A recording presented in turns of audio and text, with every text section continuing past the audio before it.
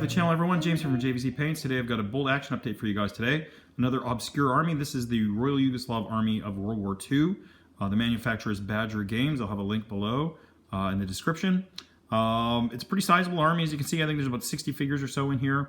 I've got it down in 2 platoons, a heavy weapons platoon, which you can sort of see in the back. If we use the third edit rules here in the back, you can see them. And then we've got an infantry platoon as well.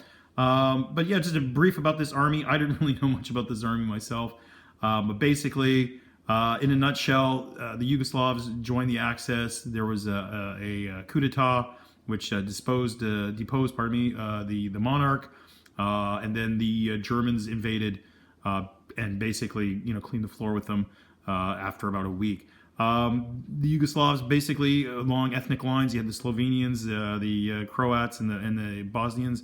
The Bosnians were the ones that actually fought the Germans. The Croats just sort of, they opted to go with the Axis powers and kind of just sort of said, yeah, come on in, guys. So all that's on Wikipedia. That'll be below too. So got to apologize for my voice. I've been kind of sick for the last couple of weeks. So, but yeah, hey guys, let's take a look at the units, and I've got some snaps. So we have the specialized units in the army. First off here, we've got the sniper team. We've got the 2-man team here. As you can see, he's got the scope. We've got a guy with the binoculars. One thing I'd say about some of the rifles, I wasn't sure what kind of rifles they were trying to depict. A lot of them look like M1 Garands, and then a lot of them had the front end of them sort of chopped off or not present due to the molding process, I guess. I'm pretty sure that the Yugoslavs will not have their own army book, but they might have a blurb or two. But yeah, I'll probably play these guys as a regular unit, trying to maximize the size of the force. Next to him, or next to them, I should say, we'll move this guy up a little bit closer here. This guy is going to be the artillery observer. Now, I have a couple, these figures are redundant. You'll probably see them later on in the video. I've been using them as spotters for our mortar teams. But good little unit to have. Good little figure, actually. I did have a little bit of fun painting the radio on the back there. Not a lot of information on what these guys had. You could find the uniforms fine, but as for equipment, it was pretty hit and miss. They do have the French Adrian helmets, as you can see, but the uniforms, the colors were okay. But other than that, there wasn't too much information on these guys. In the back there, you can see, I'm just going to zoom in there just so you can see them a little bit better, and then hopefully focus in. We've got a set of quintuplets here. The 2 conversions for the entire army of these 2 guys here, I've given them MP40s. Just for shits and giggles. I thought maybe they could use a little bit of firepower. But as you can see, we've got a bunch of officers here. There's 5 of them. 3 are armed with pistols, and then 2 in the back here, I've given them the submachine guns. Not any equipment on these guys. Super easy to paint. Basically just that gray color. And not a lot of bells and whistles on the uniform, as you can see. So I'm not, again, I'm not sure how many guys you can put into, officers you can put into a unit there. But, there's another platoon, so, I can maybe put 3 and 2 or 3 and 3. We'll see. So let's get these guys out of the way. Then we're going to move on to the medics. Again, we've got 3 identical guys here as medics. Usually you can choose 1 medic, and you can usually get a couple extra guys. So we've got 3 of the same guy here. These are probably the most interesting ones to paint, with the Red Cross armbands and the bags there. They're all holding their eardrums. I guess there's an explosion just to their right there. But they don't really also have a lot of equipment. They've got their canteen, and that's basically it. So, but yeah, 3 medics. And then finally, bit gamey of me, I guess. I'll put these guys up right at the front here. This is a flamethrower team. Now, there's no flamethrowers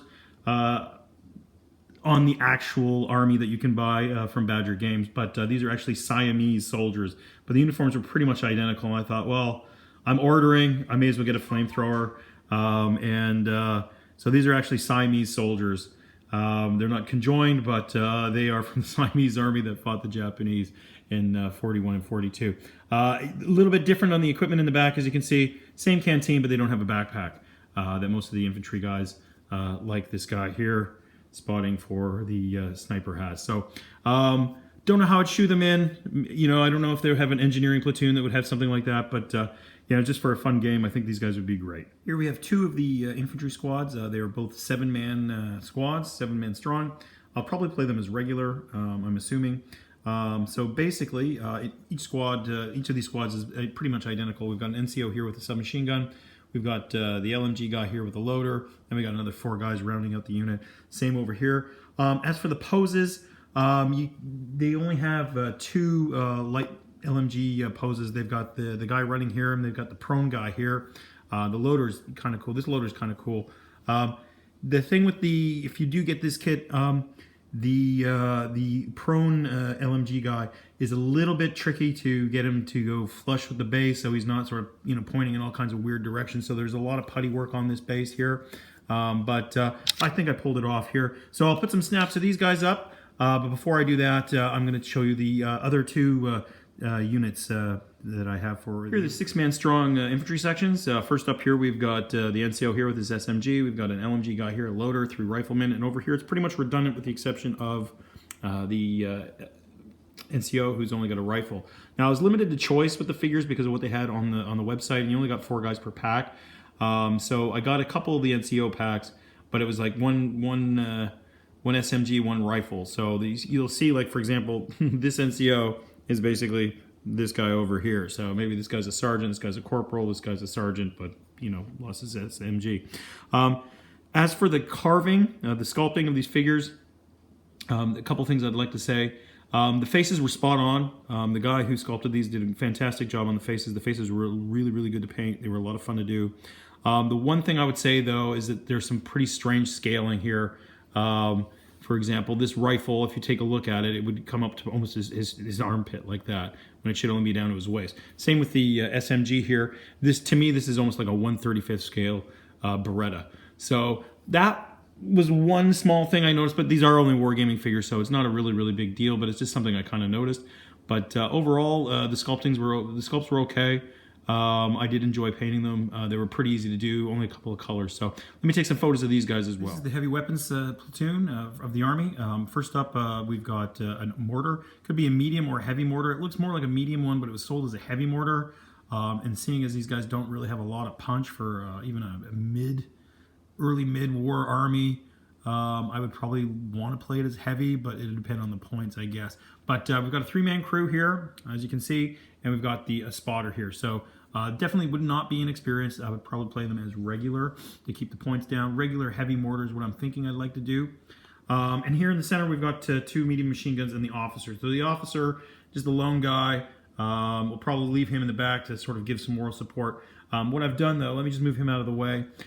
With these guns here, I've made it so that the crew, of course, is separate, so you can take out the casualties. I did try to align the ammo belt with the gun proper, and of course you can do the old beardy tactic of having this guy over here and this guy like over here, just so you, in case you get hit by indirect weapons. But you'll notice here, let me just move this a little bit here, on the mount, it was kind of tricky getting the guy to line up with the firing mechanism on the machine gun. So this guy's on this side of the gun, whereas on this example here, he's on the other side. So there were really no instructions, but I did the best that I could. The basing is done like I always do it. A lot more sort of shrubs and grass tufts and stuff like that. But good little kit. They're okay. And then finally, for the redundancy here, let me just move the camera over here 100%. We've got another mortar team as well. These ones you can see probably in a little bit more detail. Again, we've got the spotter here. Just turn him around so you can see his back here, so you can see his little radio. Not a lot of information on the uniforms, the equipment I should say. The uniforms are pretty straightforward, but yeah. So this is the heavy weapons platoon, 4 units and 1 officer. Here are the photos of the figures. I just wanted to get this Spider-Man meme officer thing in here real quick. I just wanted to talk a bit about the paints that I used. Basically I primed everything black, and after I cleaned it. And the gray you see there, I went with a darker gray. It was a mix probably of something like the Space Wolf gray, French blue gray with a bit of black was the base color. Gave everything an entire black wash.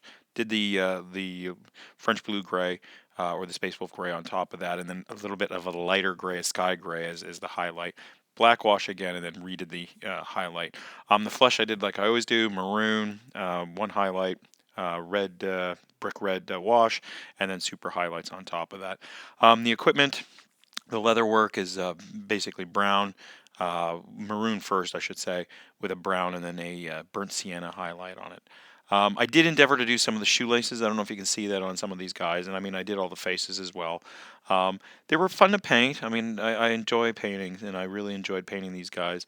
The poses were a bit static, I think, overall for the entire army, but you know, they only have two armies that they're selling that they've designed. So and they're both pretty obscure. So I really would recommend them. The one thing I would say though was that they were quite expensive. I mean the shipping was almost as much as the army, and it's probably one of the most expensive bolt action armies I've ever made. Outro. Mark. Well, if you've made it this far, guys, thanks for watching.